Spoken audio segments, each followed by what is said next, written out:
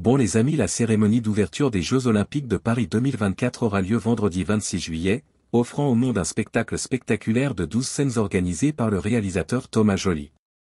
Joly, qui se chargera de la cérémonie finale, promet une grande fête avec 85 bateaux qui surveilleront 6 km de Seine. Les statistiques entourant cet événement démontrent le niveau de méthode utilisé pour assurer un spectacle spectaculaire. Le coût de la cérémonie d'ouverture est estimé à 122 millions d'euros, comme le révèle le Canard enchaîné. Cette somme fait partie des 6,2 € nécessaires au financement de l'ensemble des Jeux Olympiques. De plus, selon la source du média américain TMZ, Céline Dion accepterait de chanter lors de l'événement pour 2 millions d'euros. Cette information n'est pas confirmée par le comité d'organisation, qui a confirmé que les chanteurs participant aux cérémonies olympiques ne recevront aucune rémunération pour leurs prestations, comme le rappelle Ouest France. En France, l'événement devrait attirer 22 millions de téléspectateurs, ce qui en fera la deuxième audience la plus importante de l'histoire de la télévision française, après la finale de la Coupe du Monde de football 2022, regardée par 24 millions de personnes. Pour les spectateurs présents sur les bords de Seine, l'événement s'annonce passionnant, avec 45 000 policiers et militaires déployés pour assurer la sécurité des 326 000 personnes attendues. Les billets pour l'événement sur place sont chers, les sièges de classe coûtant 2 700 €. Les téléspectateurs ont donc investi énormément pour avoir la chance d'assister à cet événement en direct. Au total, 3000 danseurs et musiciens seront présents pour offrir un spectacle spectaculaire, faisant de la cérémonie d'ouverture un moment inoubliable pour les athlètes, spectateurs et téléspectateurs du monde entier. Les efforts déployés lors de la cérémonie d'ouverture prouvent la qualité et la beauté des Jeux Olympiques de Paris 2024, avec un budget incroyable, une mobilisation des forces de sécurité et des vues imprenables pour accueillir dignement les athlètes et les spectateurs. Julien Tanti profite bien de ces bons moments et pour plus de détails on va écouter ses propos.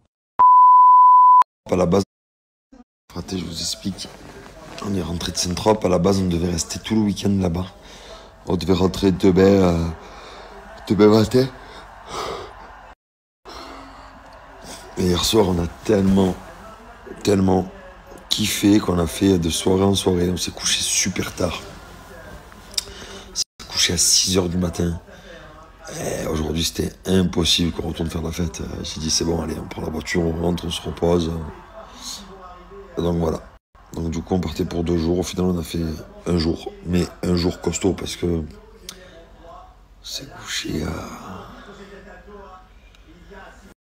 moi je me suis couché je crois à 6h du matin, maintenant on a chanté avec sa copine jusqu'à 8h, bordel. Mais on a kiffé. Mais voilà. Et en tout cas je me régale avec les JO. Donc là j'ai fait le rugby, j'ai fait un peu de tennis, et là enfin il y a de la natation. Je m'enguille de voir parce que moi je sais ce que c'est du coup, puisque nous on a fait avec les apprentis champions. Donc du coup, j'ai hâte de voir demi-finale.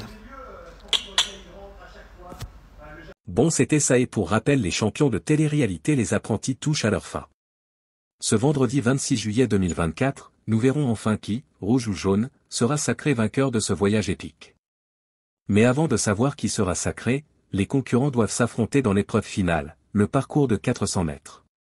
Mais avant même de mettre le pied sur la piste, une immense bagarre a secoué le camp des participants. Quelques minutes avant le début de l'événement, une grosse dispute a eu lieu entre Manon Tanti et Océane Elimé. Ce dernier, qui semblait en colère, ne s'est pas fermé et a fait de douloureuses révélations à l'épouse de Julien Tanti, ajoutant encore plus de tension à une soirée déjà émouvante. Dans le même temps, les Rays ont abordé cette ultime épreuve avec peu d'attitude, surtout après leur récente défaite au disque. Nicolas Lozina, qui était censé apporter des points importants à son équipe, a complètement échoué lors de cet essai. Son mauvais football fait l'objet de moqueries de la part de ses adversaires. Vivian, l'une des candidates, s'est ouvertement moquée. « Je suis contente de voir que le casting de Nicolas a été un échec total. Même Beverly peut faire mieux. Comme il mesure plus des 1m90 et pèse 120 kg, je pense qu'il portera beaucoup cet album.